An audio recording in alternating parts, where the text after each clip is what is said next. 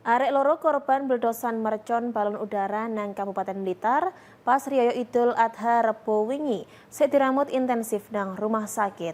Kondisine saiki mulai apik mbarek stabil. Rencanane korban ape dioperasi gawe ngresiki catune dina Jumat sesuk.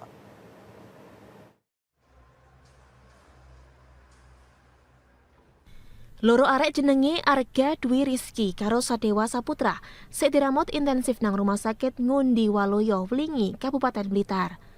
Loro karone diramut samarine dadi korban bledosan mercon balon udara pas dina riyo Idul Adha Rebo isu wingi. Goro-goro kedadian iku Arga karo Sadewa ngalami catu kobong enteng nang rai ambek tangane.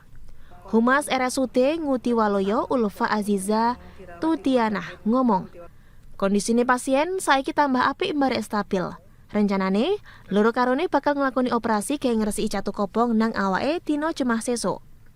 Khusus gawe pasien Sadewa ana tambahan ramutan nang kupinge sing kena bledosan mercon. Bledosan mercon balon udara iku kedadian dina Rebo tanggal 17 Mei 2016. Kira-kira jam 6:30 isuk tepak warga sembayang riyo Idul Adha.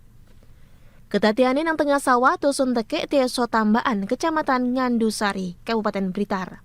Arek telu iki ngecek mercon sing dibedhek bosong, tapi pas diparani mercon iku moro-moro mbledos. Akibate siji inisiale IH mati nang pangun kedadian polahe catu nemen.